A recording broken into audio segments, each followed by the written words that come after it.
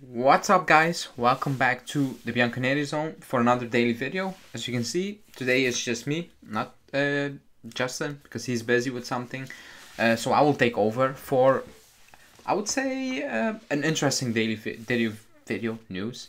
People say it's the same news, which it is the same news, but I think it has more substance, in my opinion, based on the sources. That's it. And then we have some funny news, I'm not gonna lie, and that involves Italian Football Federation and their well, you will see in the show. They kind of messed up. They do what we do, but they are demanding punishment based on what we do on this channel, basically. But before we get into it, like the video, subscribe to the channel as always, and stay tuned by hitting that bell notification on. And yeah, let's get into it. The first bit of news is, I think like everybody will say when watching this, again, because they are the main targets at the moment, basically. It's Pogba, it's Savic. At the beginning I it's the same news but with more substance, and that's because of the source. It's Giovanni Albanese, who, like, I'm not gonna be a hypocrite, he's not the top. He's not at the top, but he is respectable. I will say that he deserves that, you know. He's not my go-to guy, but he's respectable. And he spoke on Juventus, which is Monblano's channel, and he said, basically on Pogba and Savic, he said, before making a move for Milinkovic, Juve are keen to see what offers Pogba has received from different clubs. Lazio have put Savic on the market. Lotito wants between 65 and 70 million euros. Juve will not summon a bid for the player yet. Juve will do so only when they know the situation with Pogba. Now, my opinion on that is, okay, Pogba, Savic, I will say, for people who haven't watched the podcast or any lives, I prefer Savic for many reasons. Younger, not so injury prone. He will be cheaper on wages. Yes, his fee will be that of what it is, 70 mil. And also, I'm not a fan of bringing ex-players back or managers to that regard. Like, if you leave, you leave. Do I like Pogba? Yeah, I do. But if you give me the option in terms of you can pick one of the two, I will go Savic any day of the week, in my opinion. If you give me Pogba, besides his injury concerns I will still be over the moon. But for me, it's Savic. But that's not the point. The point is, the story sounds a bit weird, you know, because they are close to Raiola, like very close. They met, I think 3 weeks ago, he was in Torino or something like that. So they met, they know the Pogba situation better than, I would say, any club maybe. They know if he has an offer, if they're an offer, like as a manager of a player, and especially Raiola, especially for Pogba, that caliber of player, he knows PSG is coming with an offer, or Real Madrid is coming with an offer, and it will be around something like that. There are rumors, so I think Juve know the situation surrounding Pogba. Will he join another team? Is he open to joining another team, or does he want us? So that's why I'm like a bit, not skeptical. I'm like, okay, that can be the case, but it sounds iffy, especially how Arrivabene is operating ever since he joined. It's like a non-nonsense guy, in my opinion. So that's why I'm like a bit iffy on the bit of news. But if they're waiting on Pogba, then they can wait, apparently. Let's see. And the next bit of news is Savic. That's from Corriere dello Sport, saying Savic's future could become clear in a very short time. Lazio wants 60 to 80 mil. His agent will meet with the interested clubs in the next 3 weeks. So the price varies. I think they will ask around 70 million euros, something like that. I think that can be the middle ground in terms of what they will ask. 65, 80, I think 70 is the price we should focus on moving forward. There's agent will meet with the clubs. That's basically saying, because Lazio have decided he can leave, so Lazio told his agent, you can talk with other clubs see what's out there, and then come back with an offer, basically. And then we will take over in talking with the club involved, Juve, PSG, Man U, I don't know, and we will agree, we try to agree a deal. But I think it's now obvious that Pogba, Savic, and in my opinion, Savic number 1 is the main target for the summer. Now that can change completely because it's still mid-April. Like, we are talking about transfer things because we're not doing well this season. If we were competing for a Scudetto, we will not be focusing on transfers. If we had a great squad, we wouldn't be focusing on transfers mid-April like we are doing. Like, it feels like transfer season, but we still have 6 games in Serie A, 1 in Coppa Italia, maybe a final in Coppa Italia. So we have at least 7 games, maybe 8 games. Mid-April, we are acting like it's transfer season because we're not playing well. And we want to take our mind off things and we want to improve our squad. That's what we're doing now. But if we were competing for a title, there will be no transfers. Not to this extent. You will hear some rumblings, but not to this extent, day in, day out, acting like it's transfer season. So that's why I keep saying it, it's very early and things can change completely. In June, there can be one completely different name when you wake up in the morning. Like a Chouameni, out of nowhere. Very close. I'm just saying something. And you're like, oh, but it was Savic, Pogba. And then it's like, yeah, not anymore. So we don't know. We don't have that in hand. But for now, those are the names. Then move on to the next one. Again, Giovanni Albanese. It was again on Juventus, same show. And he talked about Rudiger because the rumors surrounding Rudiger is that he wants 10 million euros, 25 signing bonus, agent fees, all those things. Giovanni said Rudiger's entourage is willing to negotiate on Juve's terms. The player at the moment doesn't have a specific financial request. So apparently he's open to every option, with Chelsea being the priority still, which I get. But basically Giovanni's saying they didn't demand that amount of money, which can be possible because like rumors, they spread. Some of the sources, they're not great. I think everybody on the channel knows what sources we value. We discuss everything, but I think everybody has a grasp on what they should believe more than something else. But I don't believe we are paying Rudiger 10 million euros and 25 signing fee. Now, I prefer different options, but we're not linked with those options, like a Saliba, those type of players, Bremer. But for some reason, we're not linked with them. It seems Rudiger, and then it stops. That's why I say it's still April. Let's see what will happen. New names can appear, especially when Rudiger says, no, I'm staying with Chelsea. I want to stay with Chelsea. Then new names need to come up. The club needs to come up with new names. But at the moment, there are no new names because are they not leaking stuff? Do they have all their eggs in one basket, being Rudiger, which I don't believe. But April, still early. But apparently Rudiger did not demand the things that are out there in the media at the moment, basically. Then we move on to, I put that news in there because people were asking about it. It's AS saying, it's Modric, saying Luka Modric has 2 important offers on the table, both for 2 seasons. One is from Juve and the other from Qatar.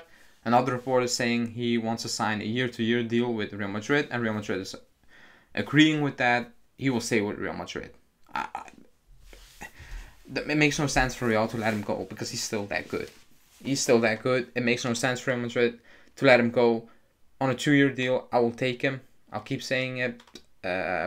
Yeah, old and all those things, but for some players, age doesn't really matter. I think he's one of those, but it's not happening. I think they're just taking an opportunity here. He's shown in the Champions League. He's the main talking point. Contract situation with Real Madrid, and they're just linking us and a lot of other teams with Modric, but I think he's going to stay. He's not going to leave Real Madrid, in my opinion, but put that out there just in case. And then we transition so after this news, there will be some more transfer news, but we transition to one of the main topics this week, and that's the ban. The Football Federation, the Italian Football Federation, wants to set upon Juve management, Napoli, Pisa, a lot of teams, 28 teams, I think, or 21. I believe 28. But the funny part is, like I said on the live, they're basically claiming clubs are using fake measurements, tables, whatever, to come up with transfer fees, which is already ridiculous because there is no table. You get the money, you demand. If someone pays that, someone pays that. It is what it is. There's no, like, it's not on the market.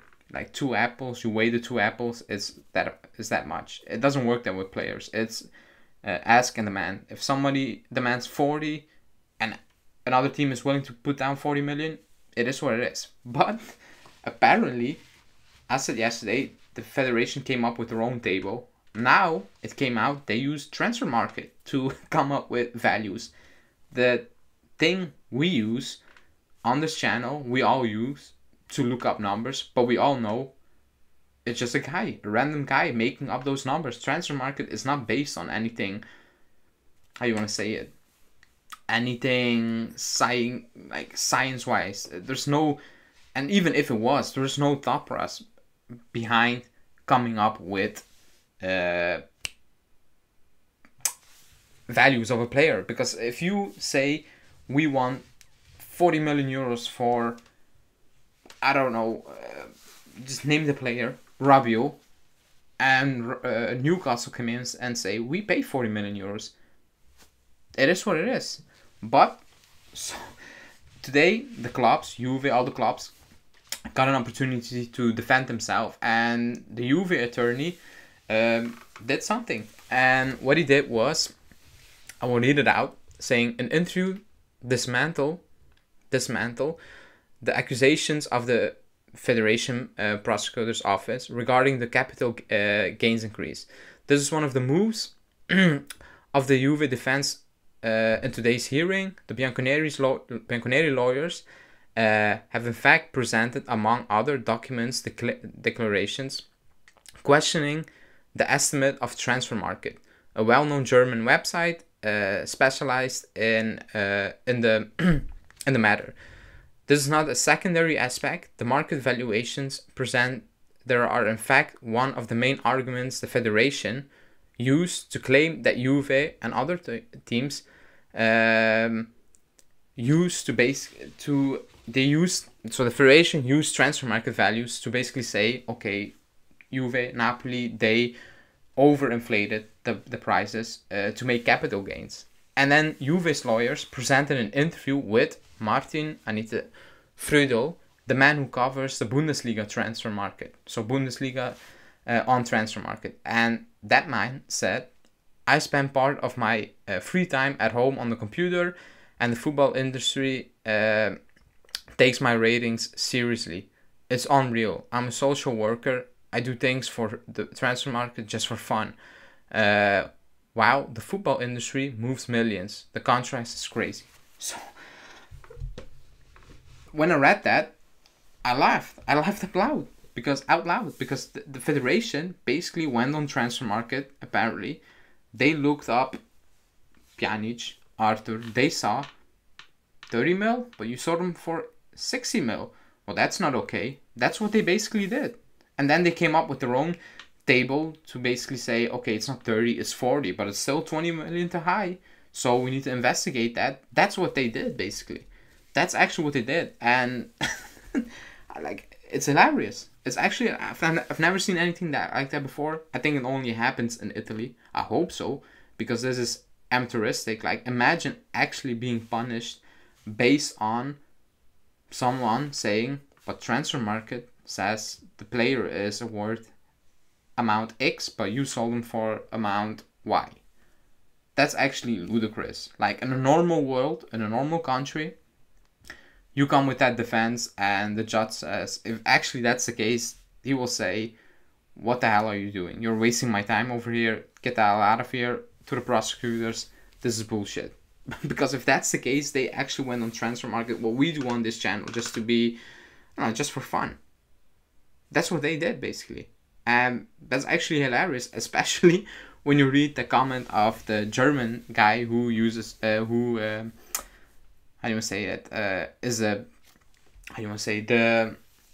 main guy for transfer market Germany. He's basically saying, I'm making it up. It's for fun. And they actually use it for something serious. That's unbelievable. But it's Italy, so everything is possible. We will hear about that more this week or next week, the following weeks for sure, and then we will see what the outcome will be. But for now, if that's the case, that's hilarious. And then we move on a little bit more before we wrap it up. It's from Calcio Finanza saying Juve are set to overtake Chelsea and Atletico and move up to 4th place in UEFA's decade-long ranking. Juve, currently 6th, has collected 30.7 million euros this season for reaching 4th spot. They'll earn around 33 million euros in the following season. So that means you always get market pool, you win a game next round, and then you also have a fixed base money based on your how your ranking is basically. And we're moving up. Don't ask me how that works, but we're moving up for some reason. I don't know how. We're doing it, and it means more money. Happy days, I would say. Good for us. It's not a lot, but at this moment in time, even 1 million is a lot. But we move on to Fratesi. Nico Schira saying Inter are leading the race to sign Davide Fratesi from Sassuolo. Juve and Roma have a 30% on this future sale. Have also asked for info for the Italian midfielder. I'm fine if Inter get them. I'm not a big Fratesi fan. I don't really understand the hype, especially at 30 million, at least 30 million. I don't get it. So if Inter get him, I don't have a problem with it. He's not the priority for me. Not even as option B, in my opinion. But let's see what that will. I don't believe we're actually really in for him. But let's see. For now, apparently, it's Inter leading the race. But we'll see. Then we move on to Molina. Apparently, the Molina story is weird because I get why, profile-wise, but I still don't get why. You know what I mean?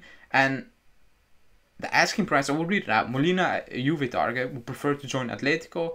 No club at the moment has started talks with Udinese, who value the player at 30 mil. That's Mundo Deportivo. But everybody is reporting 30 mil. And that's kind of insane in my opinion. It's too much. Every time I watch him play, I'm not like, I want him. Pay the money. I don't get that vibe. And maybe I can be completely wrong. I understand the profile of the player. Cuadrado, Molina. Like, I understand why. But I don't get it. For 30 million euros, I actually don't believe it. I find it very hard to believe the club is paying 30 million euros for Molina. I struggle to believe it, but I can be completely wrong. But I think that's overpaying way too much for what it is now. For what he is now. But let's see. If Atletico are in, they will pay. And they can pay if they want. I'm fine with that. But I don't believe we're paying 30 million euros for Molina at this moment in time. But let's see. Then we move on to Bernardeschi. That's also for Nico Schira. He's saying there's no agreement between Bernardeschi and Juve to extend the contract at now.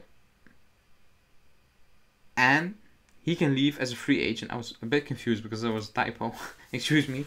And he can leave as a free agent. The Italian player has been offered to Lazio. Bernardeschi has a good relationship with Sarri, but his demands salary-wise are too much. I'm not going to repeat it again. I don't like Bernardeschi. I want him out. I don't want the club to waste any money on him. Not even €1. It's done. 5 years. It's been very bang average at times. It's not worked out. He needs to move on. We need to move on. So I hope it happens. But apparently we're not in talks. But let's see. Things can change quickly. But I think we will let him go. I hope we will let him go. Then we move on to Danilo. So Danilo could be ready to renew his contract at Juve. The player would be willing to lower his €4 million salary, which expires on June 30, 2024. Now, the only reason why the club is maybe trying to do that is to lower the wage, but give him an extra year and then spread it out. But I think that's even more of a risk, in my opinion. 25 is already too much. I think 24 is good, and then you need to move on from Danilo. If you're actually that club, the way you're operating, I think you need to move on in 24.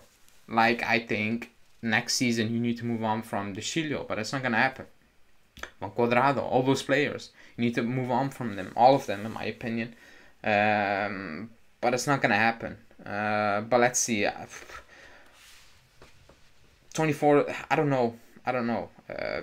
What will it be then? 3.2 until 25 or something like that. We need to see for that. I think there's time. I don't think the club is doing it now. I think if the club wants to do that, they will wait until 23. Because where is Danilo going?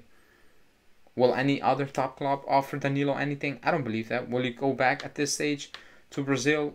He doesn't strike me as that guy. And if he does, good luck. But I think the club is going to wait until next summer. And then they will say, okay, what can we do? But you need to see this next season. If he actually declines even more or like takes a step back, then we don't need to do that. So I don't know. I think it's too early to talk about that in my opinion. If he was 23, then yeah, but he is not. So you also need to consider what are his options if not Juve. But yeah, and then we move on to things we discussed on the live. If you haven't checked out the live, go check it out because we went live and the news broke. Perin signed until 2025, and he will earn 1.4 million euros. Now, I was under the impression that it would be around 2.5, and I was like, that's still good, but 1.4 is a steal. For a second goal, like usually we overpay goalkeepers. Neto, they were all on more money. All of them. 1.4 for a second goalkeeper, a reliable second goalkeeper who can do a job for a while. I'll take it any day of the week. That's a good deal. You don't need to worry about the backup goalkeeper. You just need to worry about who's going to be the number one in the following 10 years. So after Chesney stops, who's going to be the number one? That's your worry now for the coming 3 seasons, to find that guy, to pinpoint out he's going to be it. So 1.4 for until 25, excuse me. Great deal. Happy, one thing less to worry about. And then we wrap it up with the Allegri news. Again, we discussed it on the live. If you haven't checked out the live, go check it out. I will just read it out. There's a pact between Agnelli and Allegri. Unlike Pirlo, his job is not at risk. The club recognizes the growth over the course of the season, the rediscovery of compactness and discipline, and a better outlook for next year. Again, go watch the live. I don't expect Allegri to get sacked. Not at the start, not a few months ago, not in January, not in December, not now. So I'm not shocked about this news. I know a lot of people don't like Allegri.